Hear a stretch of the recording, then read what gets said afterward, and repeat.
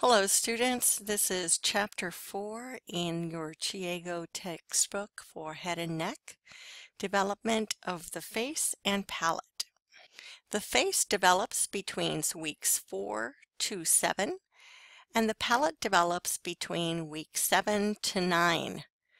Malformations that occur during this time include facial, palatal, clefts, and other defects. The human face develops early in gestation, making it highly susceptible to malformations. The period prior to the 5th week is critical.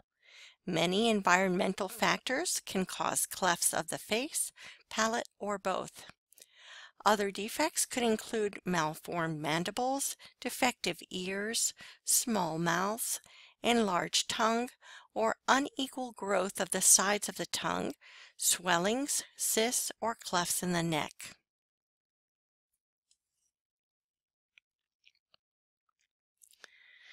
In the 5th week of gestation, the bilateral nasal placodes, which later develop into the nostrils, appear in the upper border of the lip.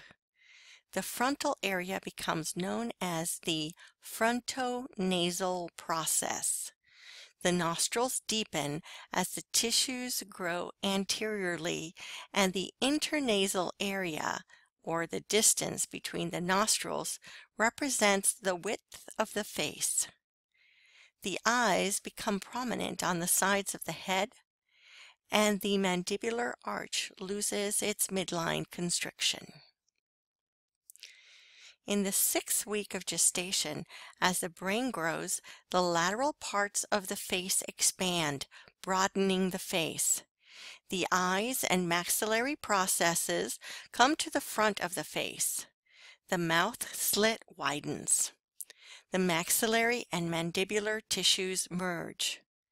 The upper lip is now composed of a medial nasal process, or the philtrum, and 2 lateral maxillary segments, the lateral nasal processes and the medial nasal process.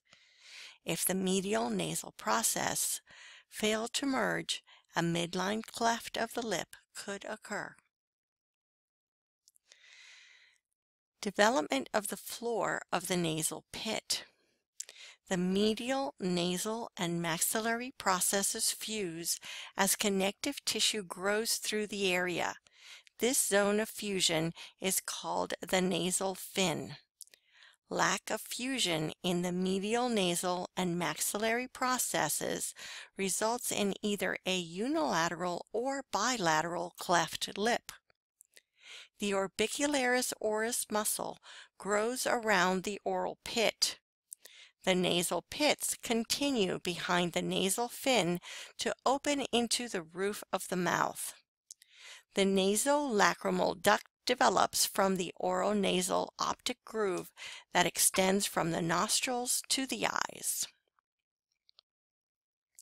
The first pharyngeal groove also develops into the ear canal or auditory tube.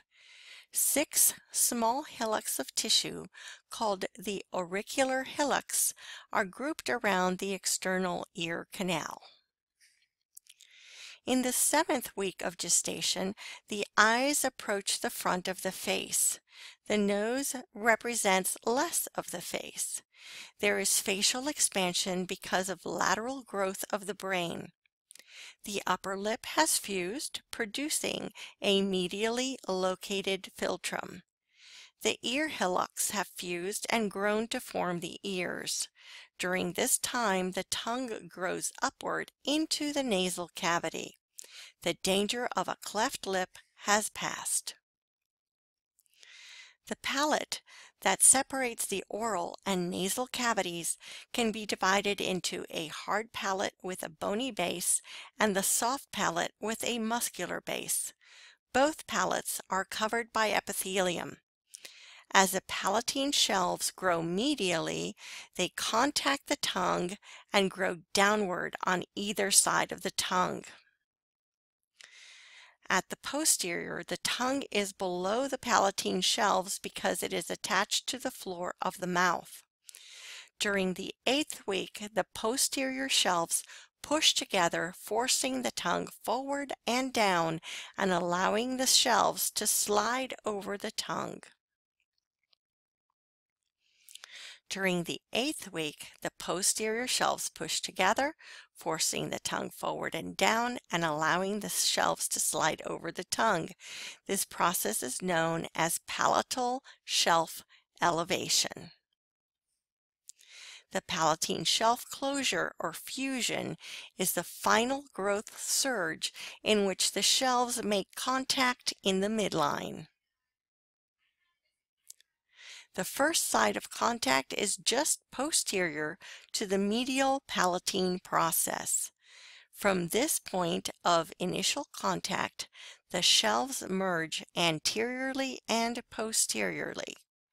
The final step in fusion is the removal of the midline epithelial barrier between the right and left shelves. As soon as the epithelial cells break down and disappear, connective tissue grows through the midline and completes the fusion of the palate. This image shows a coronal section of the facial tissue showing the palatal shelf fusion in the midline. The entire process of the fusion of the palate takes weeks. The palatal shelves also fuse with the overlying nasal septum in the midline of the face. This causes a complete separation of the oral and nasal cavities back to the nasopharynx. Next, both the oral and nasal cavities open into the pharynx. The tongue originates from the muscles of the occipital myotomes. The forming muscles migrate anteriorly into the floor of the mouth and are joined by other muscles of the first and second pharyngeal arches. The first pharyngeal arch forms the anterior or movable body of the tongue. The second and third arches form the posterior immovable base of the tongue. Tissues of the tongue have three parts: the central tuberculum in par and the two lateral lingual swellings. The lateral parts rapidly enlarge and merge. A U-shaped sulcus develops around the anterior part of the tongue, separating it from the jaw tissues and allowing freedom of movement. Gradually, the three parts merge to form a unified structure. The surface of the body and base of the tongue are separated by a V-shaped groove called the terminal sulcus. Posterior to the terminal sulcus, the base of the tongue forms the lingual tonsils. The lingual tonsils, along with the pharyngeal and palatine tonsils, form a ring of tonsils around the pharynx called the Waldeyer tonsillar ring. The thyroid gland develops as an epithelial proliferation from the foramen cecum on the surface of the tongue at the junction of the body and the base. Cells arise and migrate ventrally in the throat, creating the thyroid gland. Next, the cells from the foramen cecum rim descend in the midline floor of the pharynx, past the hyoid cartilages to the level of the laryngeal cartilage. By the 7th week, the thyroid descends to the front of the trachea. During this migration, the thyroid gland remains attached to the tongue by an epithelial cord or duct called the thyroglossal duct. This image shows a thyroglossal fistula appearing in the midline of the neck. Cysts, sinuses, and fistulas are occasionally found along the route of descent of the thyroid tissue. A thyroglossal cyst is a blind pocket lined with thyroid epithelium. Cleft lip is the most common facial malformation. Environmental and genetic factors can play a role in their formation. In the white population, the incidence of cleft lip is 1 in every 700 births. The incidence in African Americans is significantly lower, being only 1 in every 2,000 newborns. Asians experience cleft lip in 3 of every 2,000 births. However, if one Asian child is born with a cleft palate, the second child in that family has a 1 in 25 chance of also having a cleft palate. White boys have nearly twice the number of cleft lips, or a combination of cleft lip and palate, as do girls.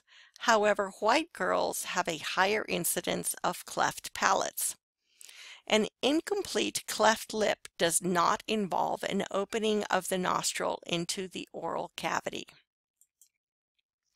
This image shows a bilateral, complete cleft of the lip. Early surgical intervention gives the patient an improved quality of life, allowing the infant to feed in an appropriate manner. This is a rare midline cleft.